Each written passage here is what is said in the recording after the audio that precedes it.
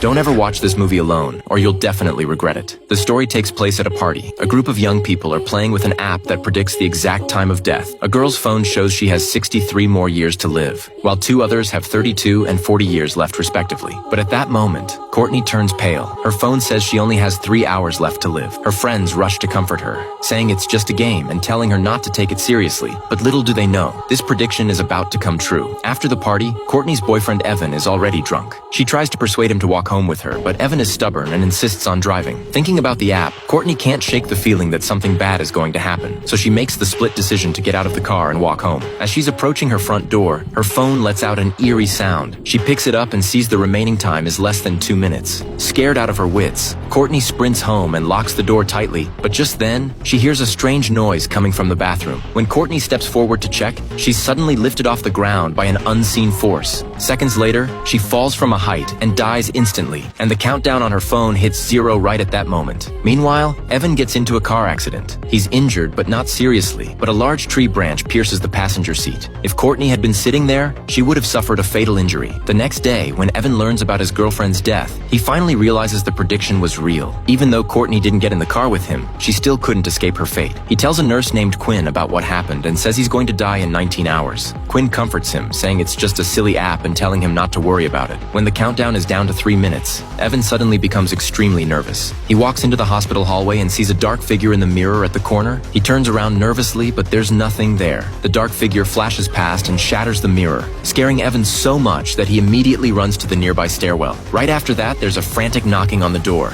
as if someone is trying to get in. The moment Evan steps back, all the lights in the stairwell suddenly go out. He takes out his phone and sees the countdown is down to 1.5 minutes. He panics completely, desperate to get out of there, but the door won't open no matter how hard he tries. Then he hears footsteps coming from downstairs. Evan quickly leans over the handrail to look down. The footsteps are getting closer and closer, making his heart race, but they suddenly disappear. Just as Evan is searching around, he hears a noise from upstairs. He shines his phone light up there and finds the person is actually his girlfriend, Courtney.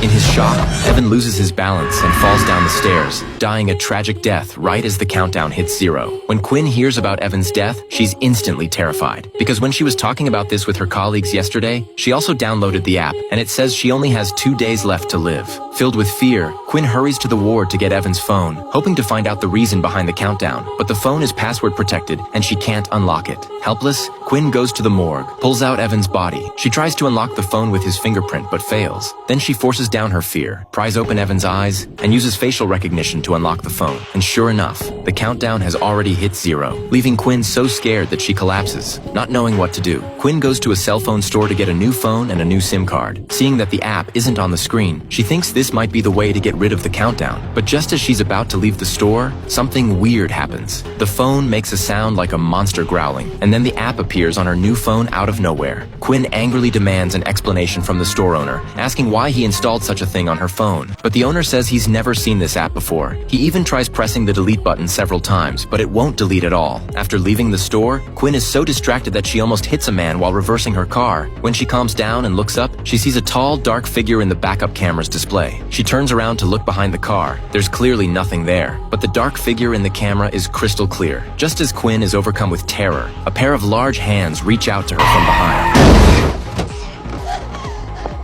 The man she almost hit is furious, accusing Quinn of damaging his car. At that moment, a man named Matt walks out of the cell phone store. He warns the angry man not to lay a hand on Quinn. Then he takes out $1,000 and gives it to the man whose car was hit, sending him away. After that, Matt pulls out his own phone and says he heard her talking to the store owner. He asks if the app she got is the Countdown app, adding that he's also a victim of the countdown and his remaining time is running out. Matt says the owner of this cell phone store is a highly skilled hacker, so the two of them go to the owner and beg him to hack into the app's backend. Tempted by the high reward, the owner quickly hacks into it successfully, and when he looks at the app's code, it's filled with countless times and names. Apparently, a lot of people have downloaded this app.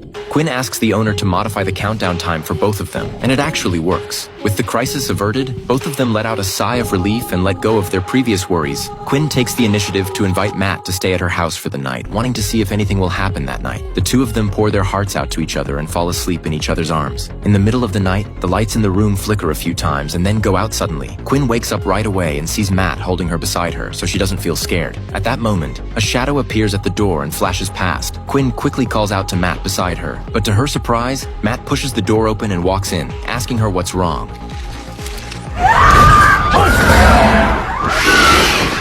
That's when Quinn realizes with a start that the person holding her is actually a monster. Just then, her phone rings. She picks it up and sees the numbers on the countdown decreasing rapidly. Soon it goes back to the original time, and the time on Matt's phone also resets synchronously, leaving them with less than 2 hours.